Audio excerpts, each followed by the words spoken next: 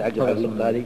أنا حقيقة أعارض تشكيل منتخب مجلس التعاون لسبب وحيد، لأنه حقيقة يهمنا سمعة الكرة في مجلس التعاون، والوقت إذا لم يكن كافي لإعداد منتخب جيد ليشرفنا خير تشريف في كل مبارياته، فأعتقد عدم وجود يكون أفضل. ولذلك يمكن أخواننا القطريين يسمحون لي أني أنا شخصيا كان رأيي خطأ في تكوين منتخب للعرب.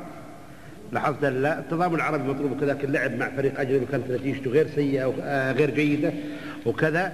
ولذلك إذا يسمح لي سمو الأمير عبد الرحمن بس فقط للذكرى، في ديسمبر عام 1982 نظمت قطر منتخب العرب وتقابل مع فريق هولندي، وتمكن منتخب العرب من سحق الفريق الهولندي ب4 أهداف مقابل هدف واحد. أحرز الهدف الأول اللاعب محمود الخطيب، أحرز الهدف الثاني والرابع اللاعب الأخضر بلومي، وعليكم الهدف الثالث لأن أنا نسيته. ال7 الأهداف مع مين؟ مع فريق يا جماعة ذكروني، ظافر يمكن يذكرني، مع فريق هولندي في سنة 1982. لما نقول هولندي ولا ايرلندي، يقول فريق شركات جمعته وجبته. يعني الواقعين الفرق اللي جمعنا على مستوى عالي ومنتخبات عاليه نتائجنا سيئه معه. ايضا سمو اما الامير موضوع اجمع منتخب فريق شركات واجيبه واقول لعبنا معه. اذا يسمح لي سمو الامير، في نوفمبر عام 1983 نظمت قطر منتخب دول مجلس التعاون يتقابل مع فريق اجاكس، وتمكن منتخب دول مجلس التعاون من سحق فريق اجاكس بهدفين مقابل هدف واحد. سؤال موجه الى الشيخ. سؤال موجه. المنتخب هذا مو مع نادي، منتخب دول مجلس التعاون مع فريق اجاكس الهولندي.